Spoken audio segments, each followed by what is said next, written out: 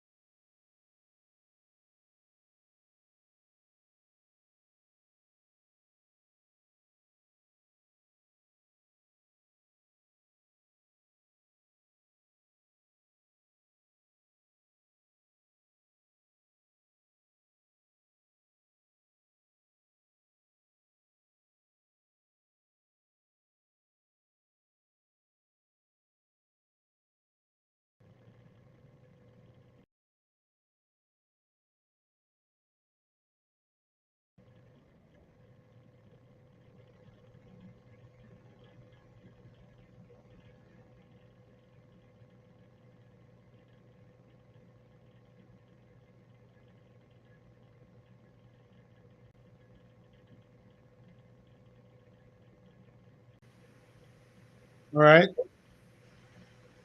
All right, I got a third camera on here somehow, and I don't know how to get it out of there. That's pretty crazy. Are we still live? If you guys can still hear us out there and in the suit in the live stream watching us, can you please give us a thumbs up? Let us know that we are connected again to you guys. My computer had an unexpected error. Great, thank you. And it just shut down right in front of me. So, you know, it's amazing how often that happens, ULA. When you're talking on the Nephilim stuff, it's almost like touching the ultimate taboo of the underworld. All right, well, let's get back into the questions. You were just wrapping up talking about the backstory and talking about the disclosure in 2017 where it started. How does this connect to Roswell? Well, I mean, in 1947, and by the way, we have 2 films on Roswell. My business partner and I, Gil Zimmerman, created 10 films on the entire UFO phenomenon.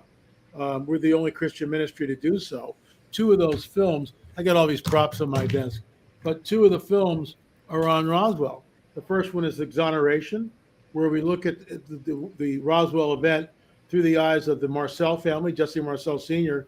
was the intelligence officer of the 509th Bombing Group in Roswell, New Mexico. He was the one that went out to the debris field and actually handled the records. And then, of course, we went into the debris field. So we have 2 films on Roswell. What people need to realize, originally the newspaper, the Roswell Daily came out, and I could show it, but you're not going to see it because the camera's like this big. But the Roswell Daily came out and said the RAAF captures flying saucer. There it is. Next day they redacted. Oh no, General Ramey says excitement not justified. It's a weather balloon. Seriously. So in the film we show that it's preposterous to think that this thing was a weather balloon. Now there are people out there in the Christian community who are insisting that this is a top secret weather balloon, and it's nonsense because that goes against what Jesse Marcel Sr. and other officials in deathbed confessions saw. So somebody's not doing their homework, and it's not me. You know, I've talked to too many people. I've been to the debris field. I found 2 pieces of the metal. Frank Kimbler and Chuck Zukowski had metal detectors, and Frank Kimbler found 2 pieces of the metal. It's all in our film. That metal was tested. It's in our film on Roswell in the debris field. I'm not making this stuff up. We have a deathbed confession from Walter G. Haught, who that affidavit, it's a legal affidavit to be opened up after he passed away. He talked about handling the wreckage in a room with General Ramey, Jesse Marcel Sr., and other officials that were there. And they all passing these objects around, no one had any idea what it was.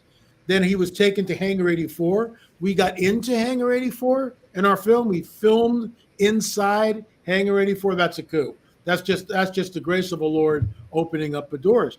But Walter G. Hott said that disc was there in Hangar 84, about 20 feet in diameter, and the bodies of the aliens, so-called aliens, were under a tarp. Then we've got the deathbed confession of Colonel Hill from the Rankins, Jim and Carolyn Rankin, who stated on the record to Carolyn that he was flown from Dallas-Fort Worth to Roswell because he was OSS. I mean, this is like real investigative journalism.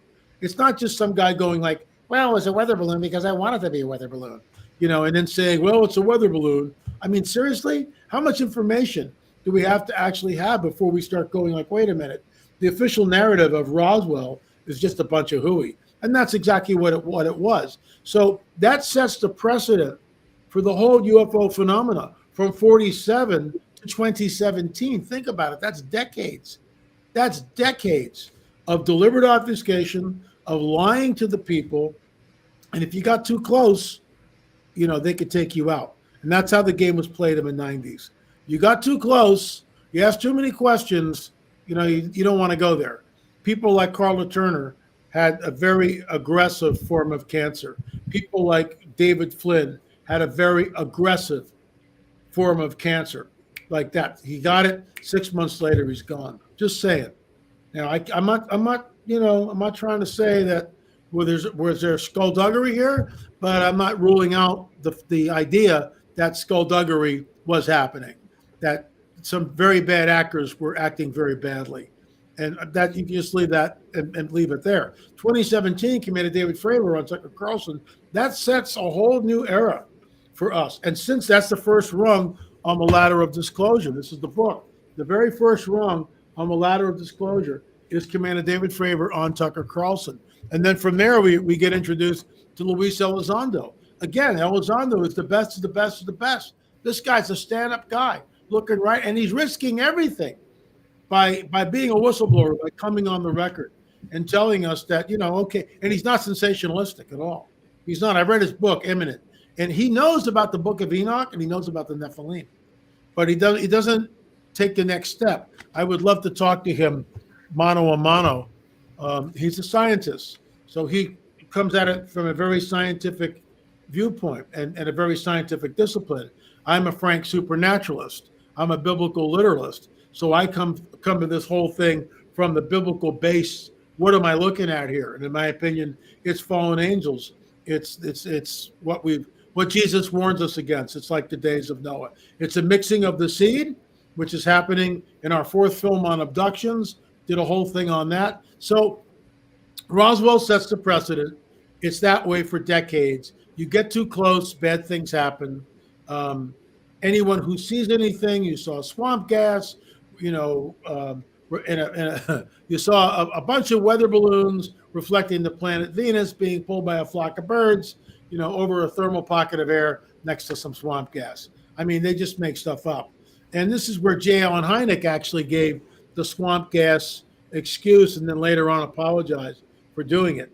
But 2017, it blew the lid off of everything. And now in 2024, 7 years later, the book just came out in October. By the way, folks, the attack, not from people, but from the enemy, has been relentless since this book came out. I mean, relentless.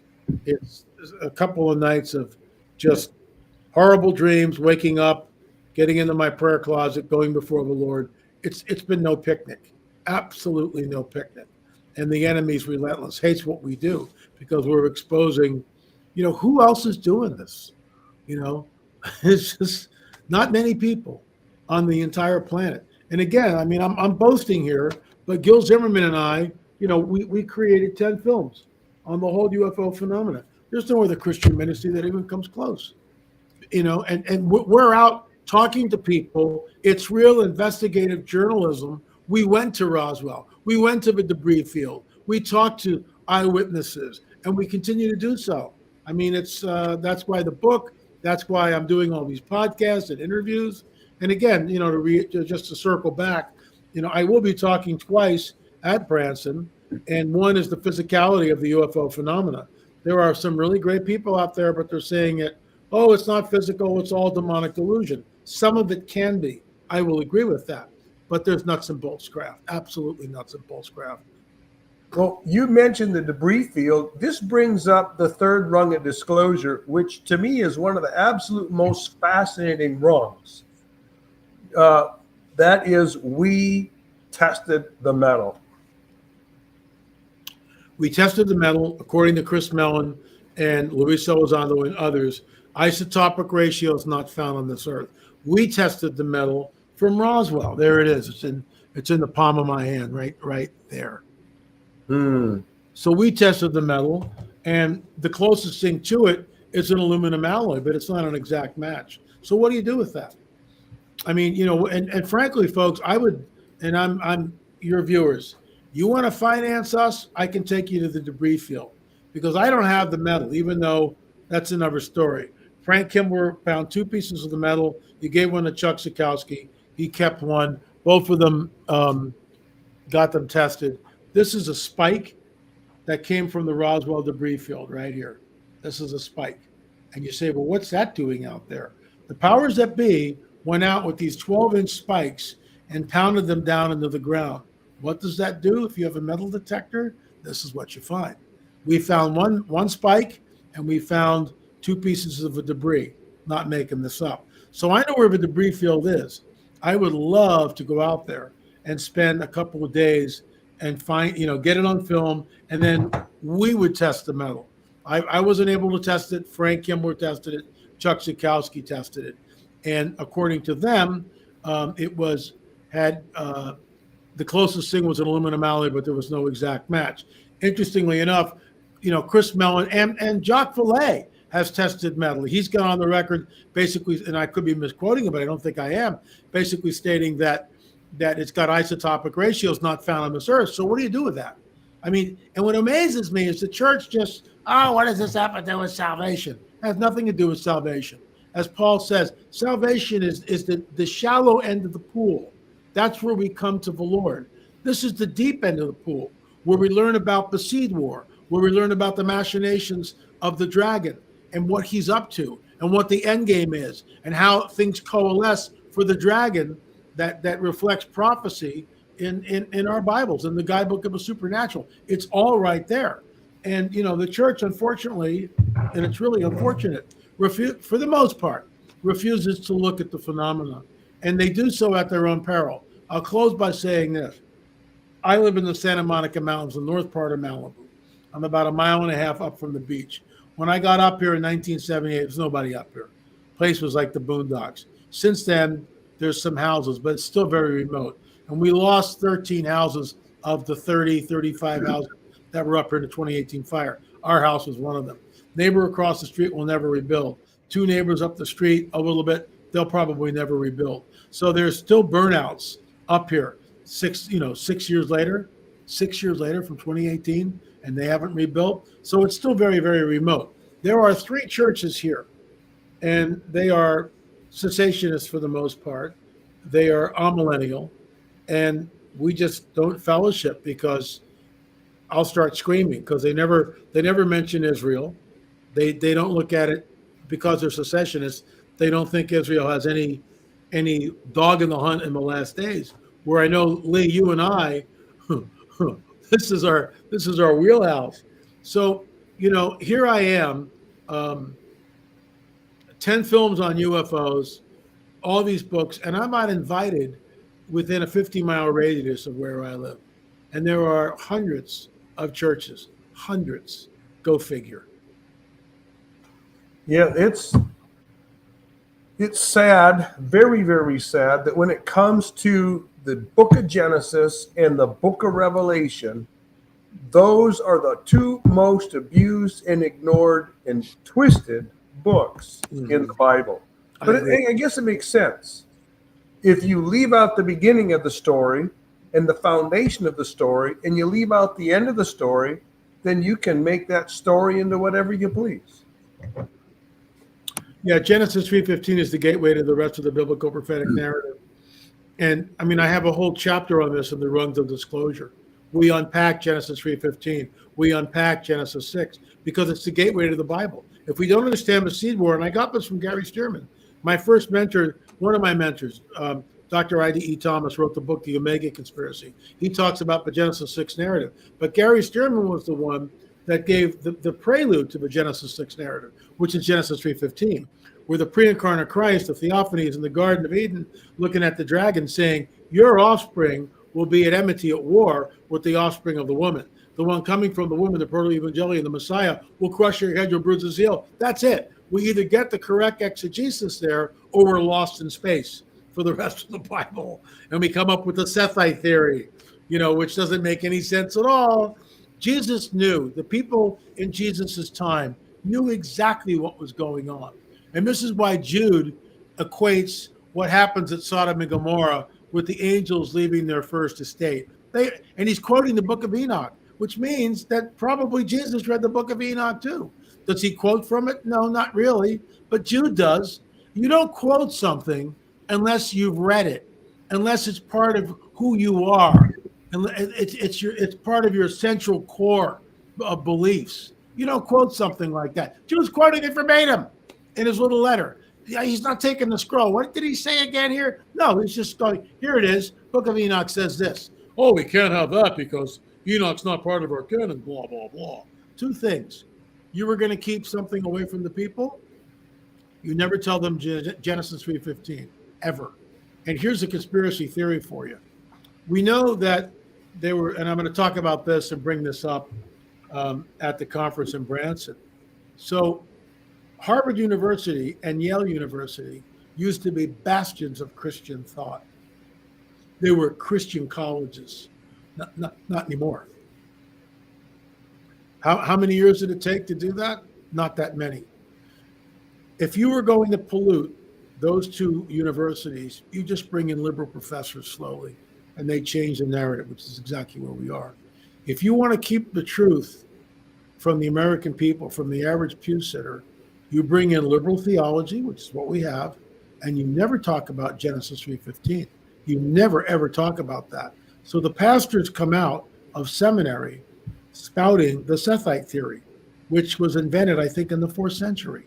I mean, just let's pull a rabbit out of our hat. Yeah, it's the ungodly line of Seth and the hoochie mama's a king. Really? Or the godly line of Seth and the hoochie mama's a king. But that's not what the text says. So you keep that away. The pastors don't know anything about the seed war, and the parishioners don't know anything about the seed war. So when they get to Jesus saying it'll be like the days of Noah, they're clueless. They have no idea. They make up stuff. Oh, these people were really wicked. Yeah, I get that. But what it was a mixing of the seed, Genesis 3:15. And then the Antichrist is the son of perdition. It's Rosemary's Baby, in my opinion.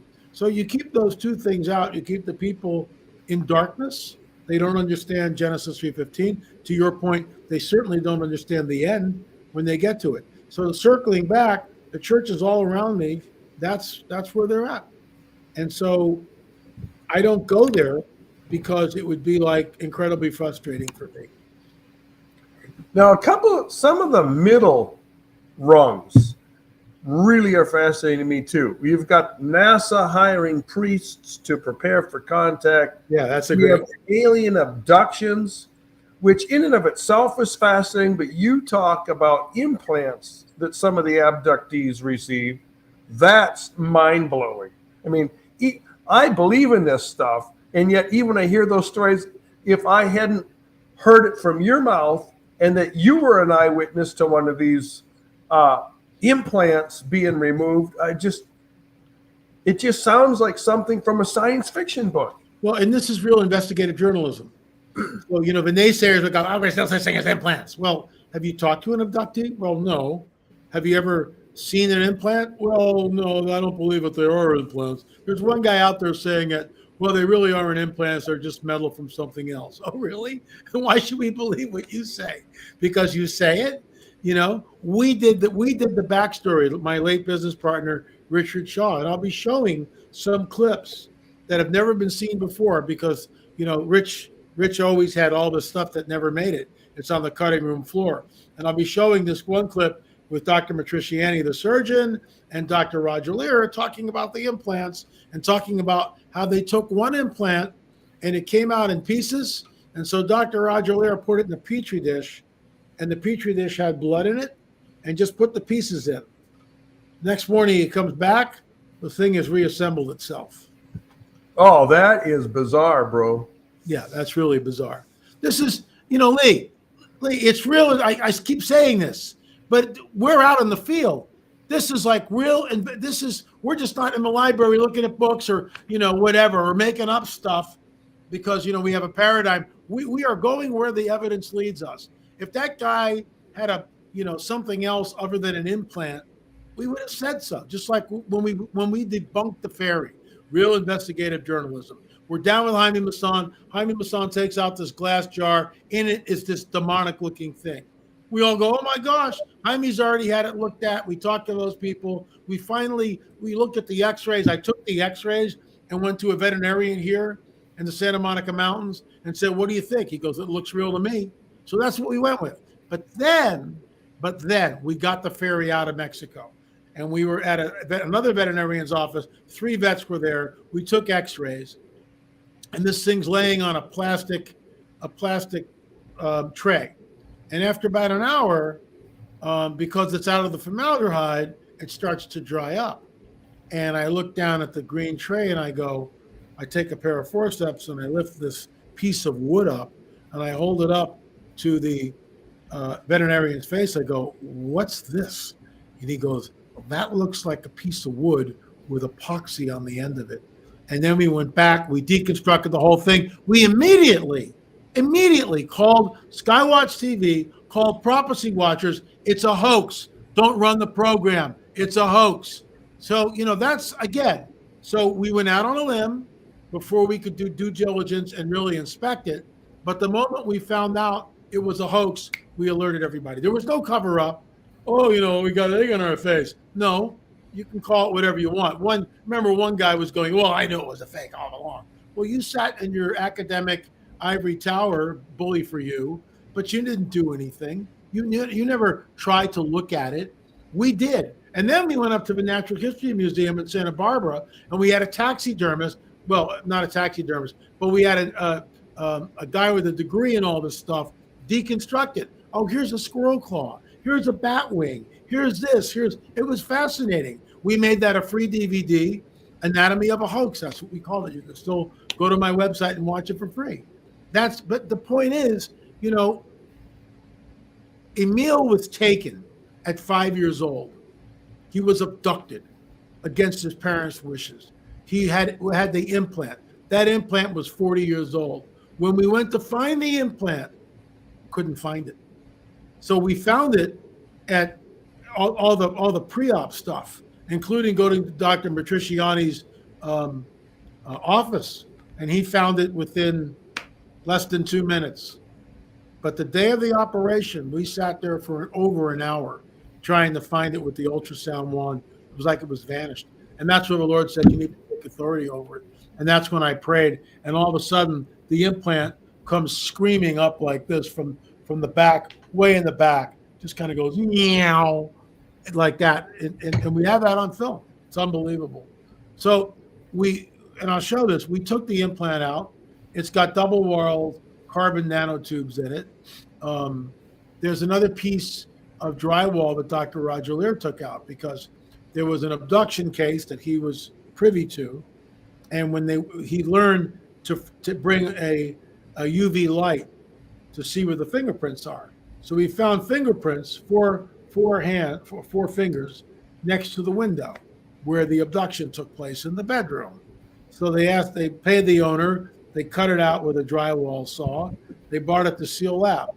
So we took a sample of that because it was like a residue on the drywall that fluoresced. How does that work, right? And so we took some and put it under a scanning electron microscope. And on film, I go to the operator of the scanning electron microscope. I said, in your opinion, is this human or non-human? And he just kind of looks at me and says, non-human. This is real physical evidence. It's real. There's a physicality to it. So you know, going back to the NASA Never a Straight Answer hiring priests, and notice the Catholic religion has got 1.3 billion followers, so they're the largest religion on the planet. And again, they don't care so much about some of these religions in other poor countries. They care about the 1.3 billion in the industrial West for the most part. A lot of Europe is Catholic. Like, for instance, Portugal and Spain are totally, Catholic. A lot of the countries in South America are Catholic.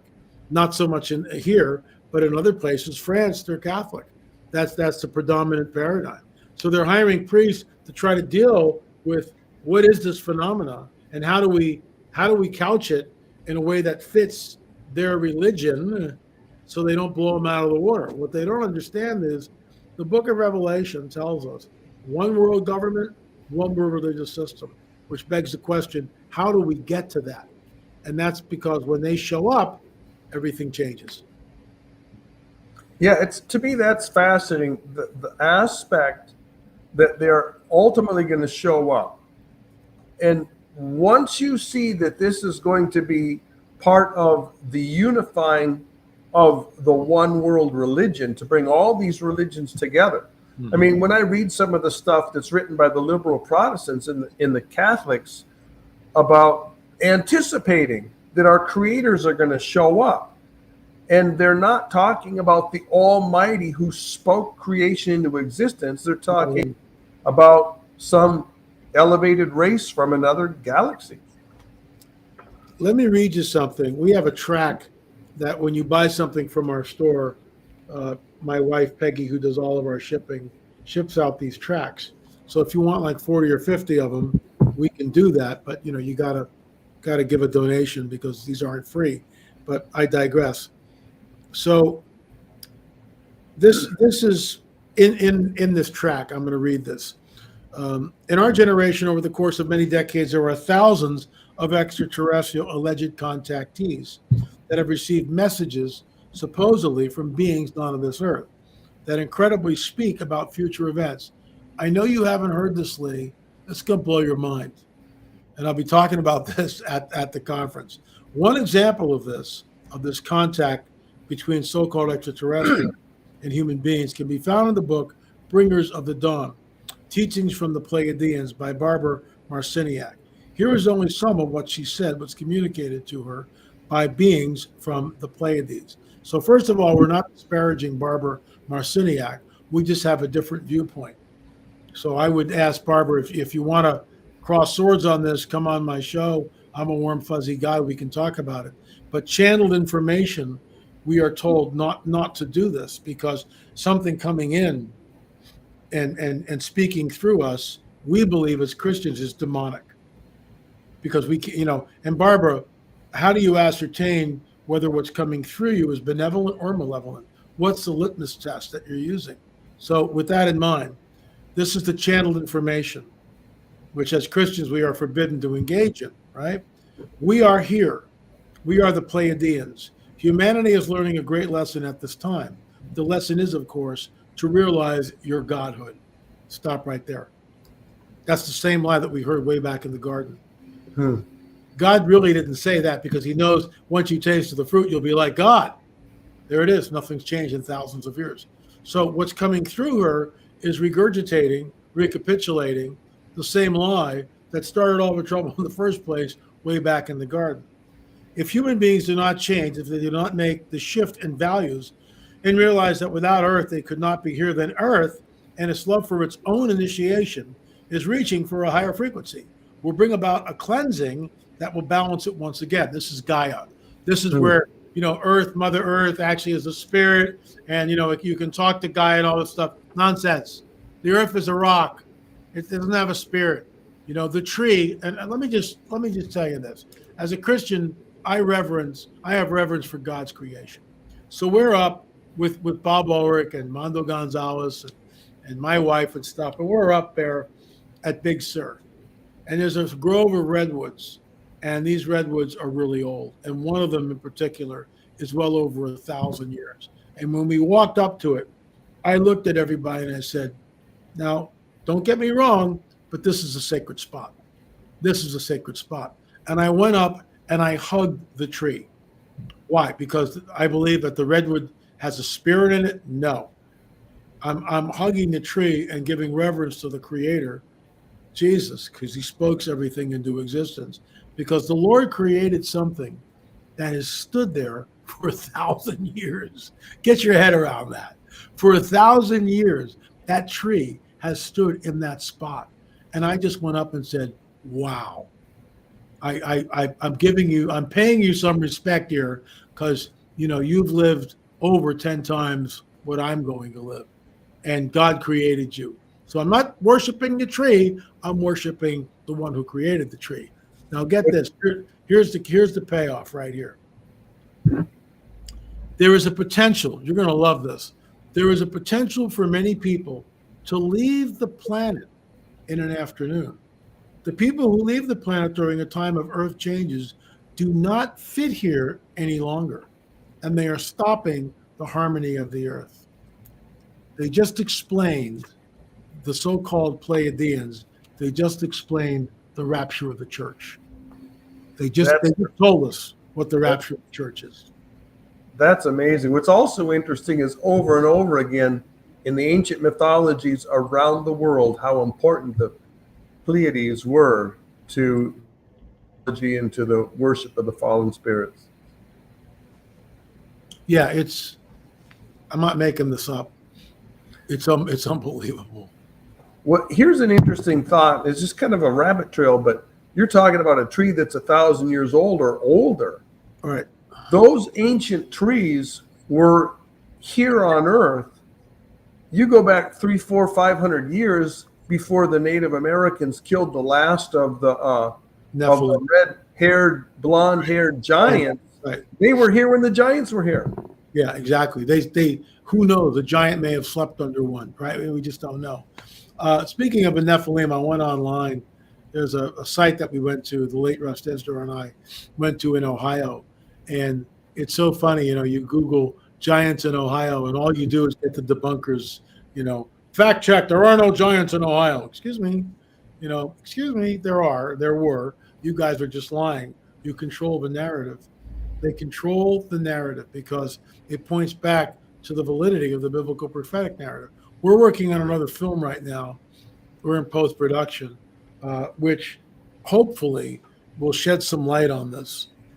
And we're going to, God willing, and the funds provide, we will rent out the theater in Newark, Ohio. Wow. This film deals with the Octagon Mound in Newark, Ohio, which is now a World Heritage Site. And of course, they're trying to tell us that the Shawnee built this. Shawnee had nothing to do with it. The Shawnee, when they came into the land 300 or 400 years ago, the Octagon Mound had been there for who knows how long, centuries. In fact, some archaeoastronomers put it back 4,000 years. Pretty amazing. Well, here's, as we're coming to the end rungs, it's interesting that we have a warning. The scientists say the Earth must prepare for alien contact now. Now, why would they be telling you? Yeah. Why, and excuse me, how do we prepare? Watch reruns of, the X-Files? You go watch Close Encounters of the Third Kind until we memorized every line? How do we prepare? And who are these scientists? Why isn't there a list of names? Somebody just wrote this article. This to me is, whoever is writing this, it's really sloppy journalism. Where are the footnotes? What scientists are saying we must prepare? And how do these scientists tell us, how do we do this? How do we prepare for contact with so-called extraterrestrials? Look, something is going to happen, in my opinion. And this is the last rung. It's conjecture. But there'll be a nuclear event on the planet, and that's when they'll show up. That's when they're giving permission to go. Well, when we're coming along here on these, the rungs, a few of them stood out to me. We talked a little bit about the metal already, but one of the ones that just caught my attention, and I can't shake it. I heard you talk about it a couple of years ago, and I think it was in Norman, but it might have been in Colorado Springs. I don't remember. But it was mind-boggling when you brought out all the evidence for these with these cattle mutilations. There's no tracks, no human footprint tracks, no automobile tracks, no pool of blood, clean incisions, stuff's missing, the blood is out of the animal, the uterus is gone. I mean, why don't you walk us through this? This is one of the most bizarre things that we're facing. And again, this is the physicality of the phenomenon. Yep. I mean, and this is why those who say there's no physicality, you better go out and do some homework here. I mean, I'm challenging you. I'll cross swords with you anytime you want, in a Christian-like way. I'm not going to disparage you or attack your character or you as a person. I'm not going to engage in ad hominem attacks. But literally, if you've never seen a cattle mutilation, if you've never done the deep dive, then you don't know. We have a film. It's number 4 is abductions, 5 is crop circles, 6 is cattle mutilations. LAMarzulli.com, LAMarzulli.com. We've got specials. The Christmas story will be up, and you can get this plus Rungs of Disclosure. But we interviewed, Chuck Sikowski was instrumental in getting the interviews together. And Chuck has been looking at the cattle mutilations for a long time. In fact, our very first Watchers film, Chuck Sikowski gave us some of the film to use in that. And if you can go to his site, UFOnut.com, UFOnut.com, and do a deep dive. He's a great guy, and he's done some really great work. The bottom line is, one of the samples or examples I use. So you're a rancher. You've got maybe 100 head of cattle, and you put them in a new pasture. You close the gate. It's getting near dusk. You look around. Everybody's happy. The cows are starting to bed down. You put some hay out for them and stuff, and you get back on your quad runner and you drive to your house, and your wife's making dinner, and you kind of look in the corner of your eye and you see something streak by, this light. So you think, well, maybe it's a meteor or something. You go in, you have dinner, go to sleep. Next morning, hop on the quad runner, go out to the pasture. You got some bells. Hey, you're going to feed the cattle and stuff, and so the herd has moved over to one side of the pasture. On the other side, directly opposite of that, there's a cow laying on its side. So you go out and you look at the cow. It's been mutilated. And the mutilation is the tongue has been completely excised as the back of the throat. The jaw, the flesh around the jaw has been stripped with surgical precision. Same thing with the excising of the tongue. The animal has completely drained the blood. There were no footprints around it. No footprints around it. In the words of Chuck Sikowski, it's like the animal was placed back in the field. So we did a deep dive on this. It's in our film on cattle mutilations. We actually went to a ranch where this one particular rancher had lost 16 head of cow, I think, in 20 years. Think about that. Yes. And I asked him on film, I said, well, in your opinion, is this a good thing? He said, absolutely not. I said, what's the fear factor between 1 to 10? He said, well, I suppose it's an 8, but it's more like a 10. He's just gotten used to it. And he says, well, you never really get used to it. Get this. In front of his house, and we filmed there, and my business partner, Gil Zimmerman, and I filmed there. That road is as straight as an arrow. It's a slight incline, straight as an arrow. All right? No turns, no nothing. Straight as an arrow. I think he's had, I got to remember the exact number, but it's statistically impossible. There's been I think this is close. He's had 12 fatalities in 20 years. 12 fatalities right outside this one stretch of road, 1 mile, which is right in front of his property. And the road is absolutely straight.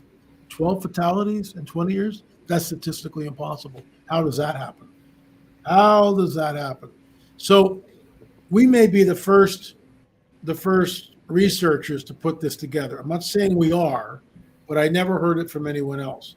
So now you got to go back to our 4th film on abductions. We have 2 men and 2 women. The women were taken. One of them in particular, Karen Wilkinson, we published her book, Stolen Seed, Evil Harvest. Karen will be speaking for 5 minutes during my presentation, along with Vicki Joy Anderson, another 5 minutes. They'll be talking about the physicality of the UFO phenomena. So Karen finds herself impregnated by these entities. In the third month of her pregnancy, she's re-abducted. The fetus, which in my opinion is a modern day Nephilim, is taken from her. Well, that fetus can't survive outside the womb. What most people don't know is that bovine blood, the blood from a cow, can be used interchangeably with human blood in a transfusion. And that's been approved by the American Medical Association. I'm not making this up. So what we surmise, this is conjecture on our part, but it's based on all the research. These entities are creating artificial wombs. These entities are creating artificial wombs for this hybrid, which is a modern day Nephilim, to come to full term. Conjecture, but that's what we think is going on, which is terrifying. Well, if you're going to connect the dots, that's about the only place they're going to connect to. And people go, well, why are they creating hybrids? Because when the ship shows up and they begin to usher in the new world order, the one world religious system, the one world governmental system, the hybrids will be assisting in that. The hybrids will be assisting in that. Think about it. That's conjecture, but that's what I think is going on. With all these rungs, which of the rungs intrigue you the most? The information and the ramifications? I think for me, without a question, is David Grush, who's a whistleblower, who's in front of Congress. And I'll show this clip because, I mean, what do you do with that? You know, this isn't Art Bell or George Norrie. This is the halls of Congress. And this is what's so annoying. You know, I do these shows and then the naysayers or the trolls hop on and go, "You've just lost all credibility. Oh, I used to watch you, but now I'm gonna not come here because you've lost all credibility because you got a guy like Marzulli on." Excuse me. I'm telling you what's going on in the halls of Congress. And you, sir or madam, are ignorant and arrogant. So don't point your finger at me because you haven't done your homework, as Chuck Missler used to say. David Grush is before Congress. He is under oath. He's under oath. That's the first thing. Nancy Mace, Representative Nancy Mace from South Carolina, is questioning David Grush. Did we retrieve crashed craft? And Grush looks right up at her and said, "Yes, I can't talk about that here, but I've made that very clear in my remarks in a article, in an interview I did with and he mentions who it was." And then Nancy Mace follows up with another question. Well, were there bodies recovered from these craft? And David Grush looks right up at her and says, "Yes, we retrieved biologics."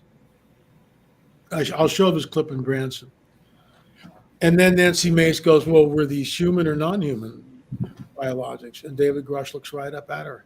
"Non-human biologics." Now, what do you do with that? What do you do with that? And we know from the telegram that General Ramey is holding. Let's go all the way back in 1947. And we show this in the film. This is the work of David Rudiak, who was able to zoom in on that telegram. Bodies, right field. Disc. You don't ship a weather balloon to right field. Hello, McFly. You know, you don't do that. But you ship a disc and bodies. And the fact that Walter G. Haught, in his deathbed confession, who went into Hangar 84, saw the craft and saw the bodies. And Colonel Hill tells Jim and Carolyn Rankin that he tried to communicate with one of the live bodies at Roswell. I mean, how many whistleblowers do we have to have? How many people come forward before people start going, well, maybe I should, it's like the Shroud of Turin. Every time I talk about the Shroud, oh, it's a Catholic relic. We'll go off and on to this thing. Excuse me, spend an hour at shroud.com because you're ignorant and you're arrogant. You have no idea what you're talking about. First of all, it's not a Catholic relic. Second of all, it's not a photograph. Third of all, it's not a painting. Fourth of all, it's the most studied artifact on the stinking planet. Spend an hour at shroud.com, before you mouth off on some website that it's a Catholic relic. You're ignorant and you're arrogant. And so many people in and around the field of ufology are the same way. They're ignorant and arrogant. They think they know, but they don't know. I'll tell you a story. So this woman, she's a fan, and she bought 3 books, Rungs of Disclosure. She gave one to obviously herself and her husband, another one to her best friend, and the other one to her pastor. The week later, the pastor came by and handed the book back and said, I don't read books by men. I only read books by the Holy Spirit. It's one of the most arrogant statements I've ever heard in my whole life. Absolutely arrogant and ignorant. And you, sir, are the blind leading the blind. You really are. Because someone like myself is risking a whole lot to do the investigations that we do. Because the powers that be really don't want this stuff out. They really don't. They've allowed it to unravel to a certain point. But I've been threatened several times. There have been death threats against my life. Our car, the timing belt was cut in 3 different places. You know, I was threatened by a guy from a deep state, literally, to stop talking about the Kandahar giant, which my late business partner, Richard Shaw, and I, we broke the story. So, you know, you can say what you want. Thank God Trump got elected, but we're not out of the woods yet. He's actually got to get to January 6th, and he's not there yet. And I truly, I hope I'm wrong. I think there'll be another attempt. I really do. I really do. I hope I'm wrong. So when do you think the aliens are going to reveal themselves publicly and openly? Well, I'm not going to give away the whole book here, but I will tell you this, because that's the punchline. I think it'll happen after something very traumatic happens on the planet, i.e. a nuclear event, which, because we're all linked up with the internet, we'll watch it in real time. We'll absolutely watch it in real time. We'll see it. And that's when they show up. And they will tell us exactly what, you know, Barbara Marciniak channeled information. Listen to what they say. Listen once again. Some of the creator gods were master geneticists. It has been our intention to expand your ideas of who your gods are, because those gods will be returning to Earth. Folks, they know what their end game is. They know it. God sends them strong delusion. God permits them to go. That's what it means. God permits them to go. The restrainer is taken out of the way. So here they are, right? The restrainer restrains. They try to come in. Nope. The restrainer restrains. But all of a sudden, the restrainer is taken out of the way, and they're allowed to come in. God sends them. God allows them to come through. That's what we're looking at. So the bottom line is, I think we're going to see a nuclear event. We might see it sooner than later, certainly with everything that's going on over in Russia and elsewhere, Ukraine. They just spent another $24 billion to Ukraine. I mean, seriously, guys? This is World War III. And Russia has done everything it can to go, stop doing this, stop doing this. They fired that missile. If you push us enough, and we will retaliate. So right now, everything is winter is coming. It's going to get really cold. Kings go to war in the spring. My prediction, and this is not from the Lord. This is just L.A. Marzulli looking at the political landscape. I think all hell's going to break loose in the spring. That's what I think. Hopefully, we're going to go up before it does. Well, how much of the church do you think is going to be deceived when this supposed alien incursion is manifested? You know, I've talked to Mondo about this, and Mondo and I had a great conversation. And I go back to I got a little itch here, excuse me. Go back to the 10 virgins. They're all waiting for the bridegroom. 5 have oil, 5 don't. 5 go in, 5 stay behind. What's that?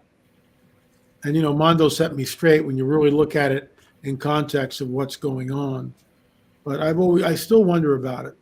I still wonder, is that, you know, the people out of the entire body of Christ, you know, you've got many people who are amillennial.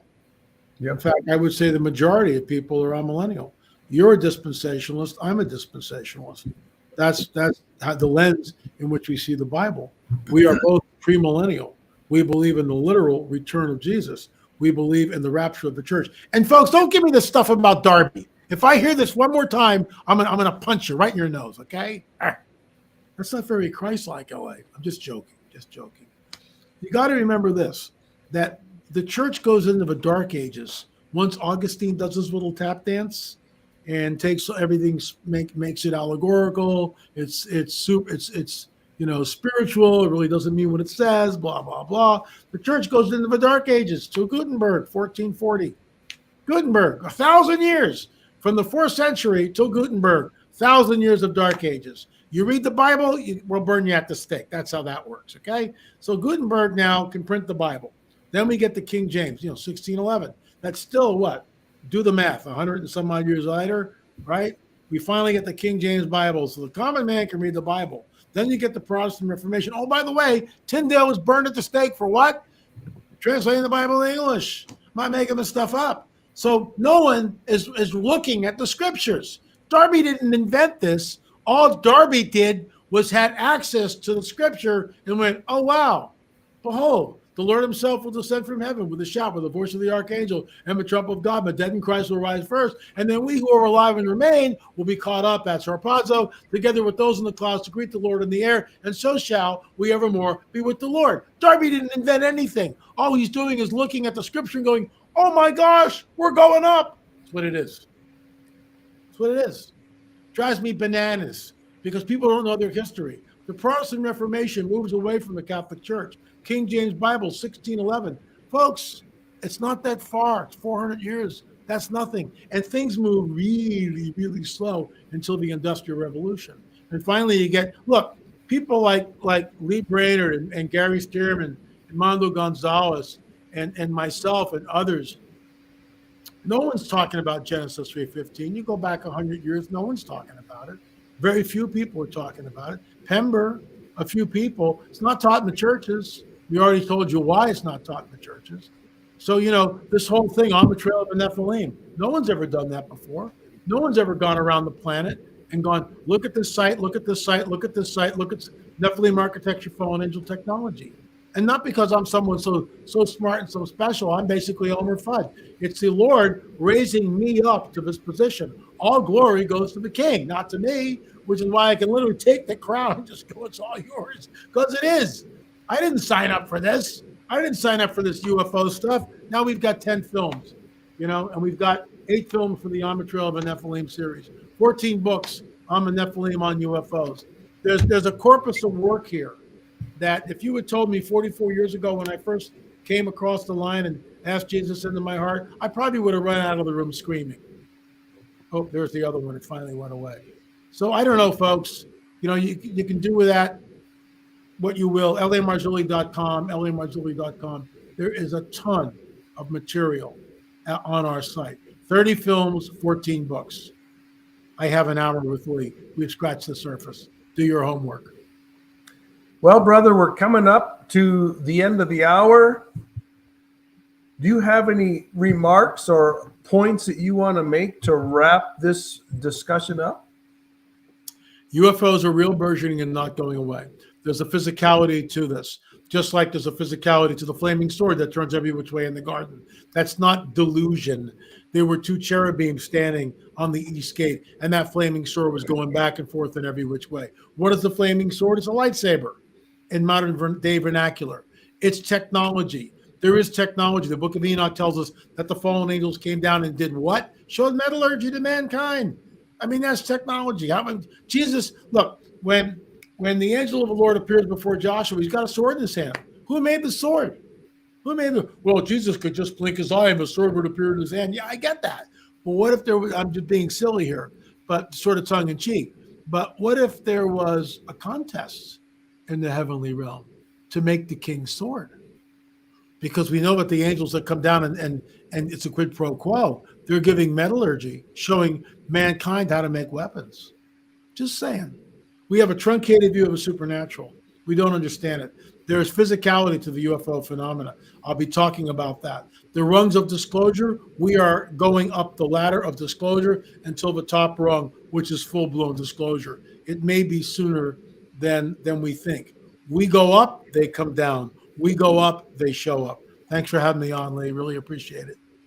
Well, it's been a great pleasure, LA. You got time to stick around for a few Q&A questions, or do you have to hit the road? I got to hit the road, but I'll take two. I'll take two questions. All right. So once LA takes off, folks, I'll stick around myself and I will continue on with the rest of the Q&A, but he's going to take the first two. So let's pull up the Q&A questions. And we do have some.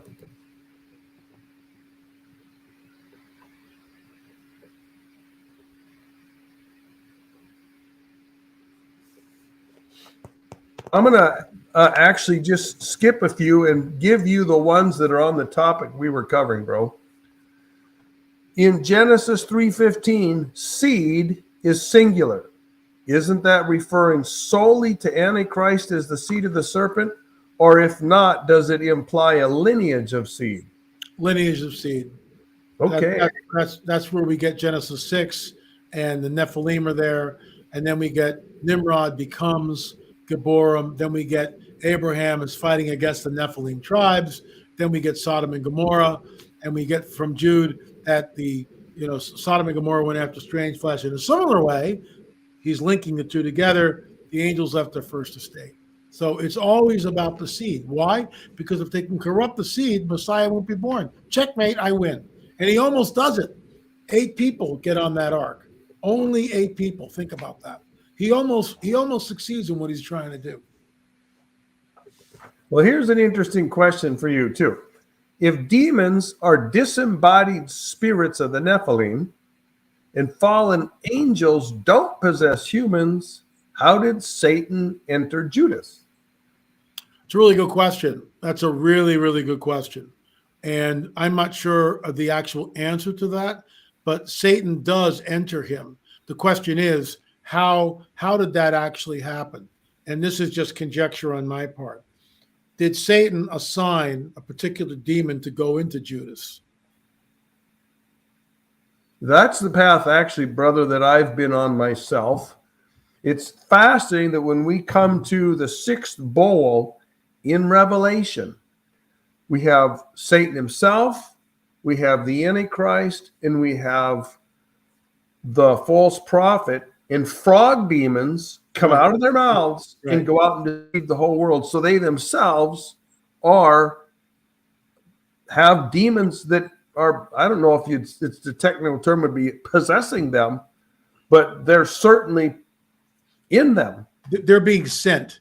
Yep. So it's not like Satan is entering Jesus. I mean, forget that. I don't know where that came from. It's not like Satan is entering Judas, is what I meant to say. But there is a demon. Yes. That's the enemy that Satan is sending. So with a very specific message to Judas. So. All right, brother. Well, thank you for giving us your time tonight. It's always a joy to have you on, and I'm looking forward to being with you in Branson I think it's less than 2 weeks now. Yeah, and you know what? Jesus is my Lord and Savior. The blood of Jesus, I put on the armor of God, and let me just do the Aaronic blessing. May the Lord bless you and keep you. May he shine his face upon you. May he turn his face upon you, towards you, and give you peace. So there you go. Amen, brother. God bless you guys. All right. We'll see you later. Yep. Bye-bye.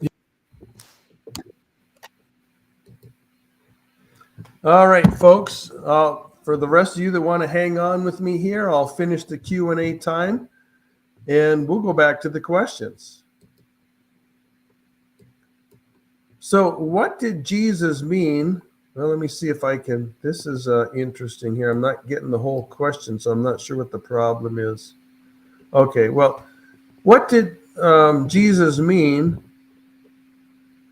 by saying that we would do greater works than these in John 14:12? Is he talking about miracles or something else? Well, I think he is talking about a combination of things, including actual miracles and including the massiveness of the work. Excuse me. Now, personally, I think when he said that you shall do greater works than these, we can make application in some degree to the church age. We've seen some insanely massive works over the years. Now, there was 1,000 years of dark ages in the church, but the Reformation was an amazing work of God. We've had numerous works of God since then that were amazing. We had the modern fundamentalist movement spread around the world. We had the Jesus movement in the 60s and 70s that were just spreading like wildfire in parts of North America. So we've had a lot of great works.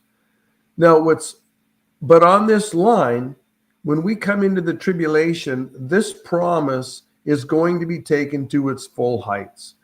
The Lord's going to return to dealing with national Israel. There's a much greater emphasis on earthly miracles and supernatural power when the Lord's dealing with his earthly people than with his heavenly people. And so we're going to see manifestations that are going to go way beyond Pentecost and way beyond the miracles that the Lord and his apostles worked. And those will be wrought during the 70th week. During the tribulation, there'll be a massive battle between the supernatural powers of heaven and the supernatural powers of hell, between the true gospel and the false gospel, between the true Messiah and the false Messiah. Going to be a tremendous battle. And the believers are going to do some amazing works. We know where it says that you will say to this mountain, be thou picked up and cast into the sea. And we've been applying that in an analogous spiritualized way throughout the church age. And I think that's legit. But that passage will be literally fulfilled in the tribulation. At least one person is going to say to a mountain, be thou picked up and cast into the sea. This is the time of the supernatural power to a degree that we're not familiar with. And it's going to be a magnificent display.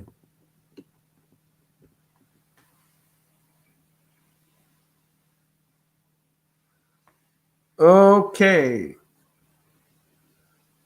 What do you believe is the apostasy or excuse me, still fighting a little bit of a cold. Now, what do you believe is the apostasy or falling away in 2 Thessalonians 2, when the definite article before the term apostasy clearly indicates that it is a definite event that causes the falling away? Well, let me point out here that the fact that there's a definite article with apostasy does point to a definite apostasy. I think it's a leap in logic. It might be right, but it's still a leap in logic to say that there is a definite event that causes the definite apostasy. I don't think there's anything in the definite article itself that demands that there be anything like that. The definite article just demands that the apostasy itself is a definite event. That's a singular event, that it's an event that stands out unique.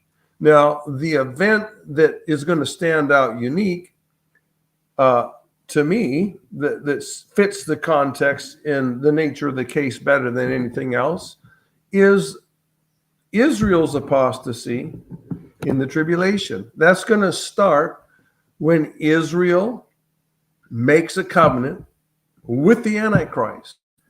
And we read in the book of Isaiah that this is a covenant with the death and an agreement with Sheol. This implies that Israel could have known better, should have known better, and maybe even at some level did know better. They made a covenant with someone that they shouldn't have made. So this is an agreement with hell. This is where this whole apostasy kicks off. And the apostasy comes to a head when Israel's double-crossed and the Antichrist sits in the temple and declares himself to be God. Okay. Do you think social media will exist during the millennium? Could Jesus himself use it to spread his message around the world? Well, I do think we'll probably have modern technology will be allowed to be remanifested and re-rolled out during the kingdom. It's going to be done in a manner and a degree and a pace that he sees fit for us. And it's not going to be allowed to dominate our lives the way that it currently does dominate. I think technology if it's abused, gets in the way of the hard work that the human body needs to stay healthy. So we're going to have limited uses of technology, and we'll have to find out where the Lord allows that.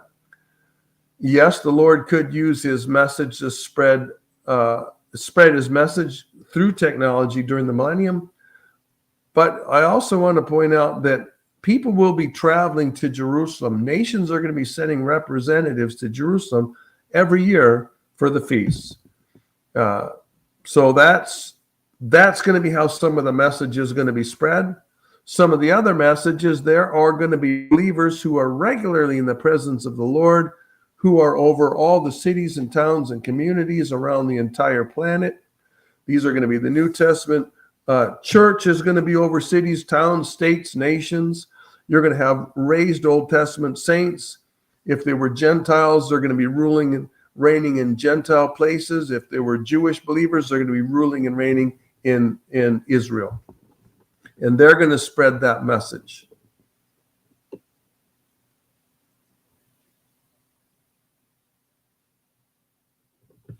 Okay, my sweet wife died of pancreatic cancer this last January. Is she asleep in Christ right now? And will she be called at the rapture, or is she with Jesus now? Well, let me just say this. If you're asleep in Christ or asleep in Jesus or with Jesus right now, absent from the body, present with the Lord, this is all the same thing. She is presently consciously and physically, not a physical body like we have, but still a physical entity. She's physically in the presence of the Lord. If you recall, with the account of the rich man and Lazarus, where the rich man was in hell, and not too far away was Abraham's bosom, and that's where Lazarus was. Well, that man that was in torments, the rich man in torments, wanted Lazarus to come and give him just a tip of his finger with a little water on it, and that great gulf was fixed, and they couldn't go from one side to the other, or vice versa. But they were physically there in the presence with Abraham, and all these people were gathered up at the time of Christ's resurrection and taken the Lord out of Abraham's bosom, and now it's absent from the body and present with the Lord. So yes, she's present with the Lord, and she will participate in the rapture, in the resurrection when that day comes. So she gets both.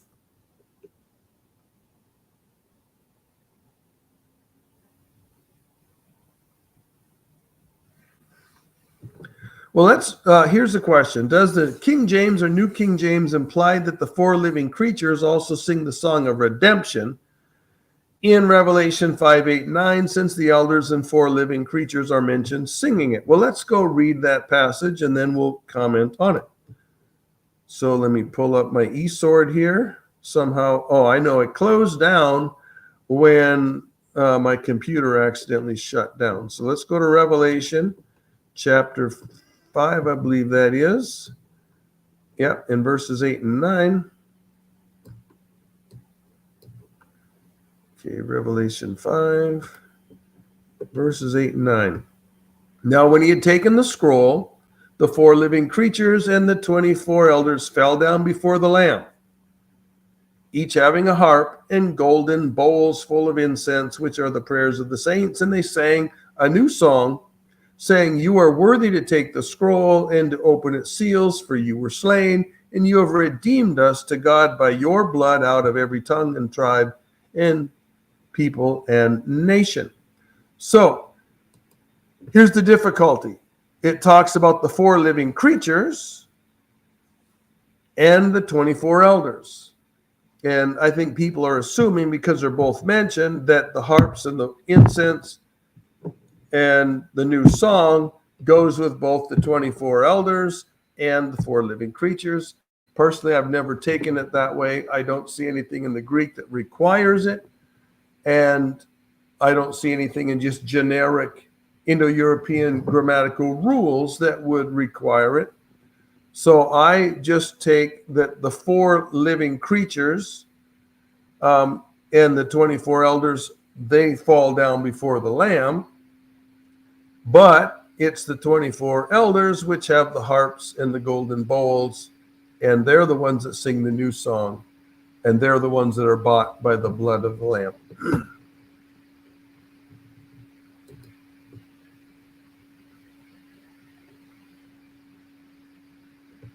Do you think that the closer we get to the rapture, the more hatred there will be against it? Absolutely. The more hatred there will be in the world, the more hatred there will be in the broader church, and the more aversion there will be to it, even in the midst of real evangelicals that are truly born again and truly love the Lord. That dispensationalism in general and the preacher of rapture in particular have become one of the favorite targets of those that want to find aspects of Christianity that they disagree with. Is Gog, chief prince of Meshach and Tubal, merely human or a supernatural being as in the Prince of Persia? Well, the Prince of Persia is obviously an angelic being. There's nothing in the context of the Gog and Magog juggernaut that would require that we look to Gog as an angelic being rather than a human being, though there is some interesting things going on in this in related passages in the Septuagint. That's another story. That's not necessarily God's view. That's simply the Hebrews' view. They may or may not be right.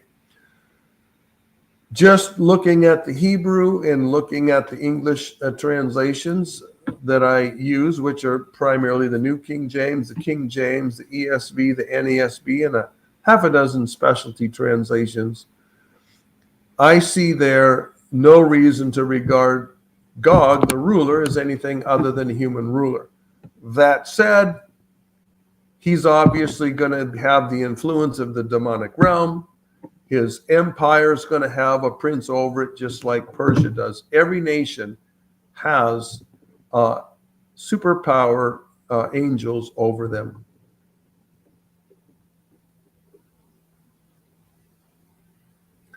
How can we know for sure that Gog and Magog is Russia? Is there biblical support for this claim? Well, let me point out that if we say that Magog is Russia, or if we say that Rosh is Russia, we're going in the right direction, but it's not strictly, literally true. The fact of the matter is that the modern nation of Russia is composed of all of the Scythian nations that are mentioned in Ezekiel 38 and 39, and a few that are not mentioned. So it's composed of the tribe of Rosh and Tubal and Meshach and the other Magog that are in that passage. The term Rosh has been embraced by Russia as the emblem or the name for the entire nation. It's still used in terms like Roscosmos, which is the Russian space agency. The term Tubal is found in Tobolsk, Russia, Tbilisi, Georgia. So the stem is still there. So basically what happened is these Scythian nations over the years melded together in the area that is the heartland of Russia. If not the most predominant, one of the most predominant tribes was actually Rosh, and that name was given to the Russian people in general. Then we have an influx of some Scandinavian blood too. In somewhere between 800 and 1200 AD, there was quite a bit of that came in. This is the modern Slavic peoples, the modern Scythian peoples, modern Russia. So it's a combination of all of those. I actually should do a video on this one of these days. I've done a whole bunch of technical research on it, and I think it would make a tremendous message. All right, let's see if we got more questions coming up. Here we got one more question. Okay. Nope, that one was already answered. So, okay. Well, that brings us up to the end of the day, and I see Sir Pierce the Veil is mentioned ice cream, and it just came to my mind. I'm probably gonna, when this video ends, I'm probably gonna treat my throat to a nice bowl of ice cream. So, folks, thank you for showing up tonight. I really enjoyed the time together, and I see a lot of my friends out there, Asset Ministries and Hannelore and Lori and Bubba News and Carolyn and Sir Pierce the Veil. There's a lot of folks out there, and I appreciate you all showing up tonight. Keep looking up, folks. Keep pressing onwards. Keep pressing upwards. Keep looking into the Lord. Keep praying for me, please. And just hold the work of the Lord in general in prayer. There's a lot of contentious issues going on. Some of them probably ought to have some degree of tension in them, but if we're going to contend for the truth, we want it to be done in a way that doesn't have contention in it. We don't want a contentious spirit, because that ends up doing more damage than good. And there's some issues I think there's contention in that there's really not a whole lot of reason to contend over. It's more just a matter of opinion or a matter of connecting the dots, and we connect them a little differently. And time will tell who's right. In the meantime, we need to have grace. So pray for the work of the Lord, folks. We certainly don't want to see dispensationalism getting divided in the last days. We're facing enough outward problems as it is. So, folks, be encouraged and keep looking up, and I'll see you next time.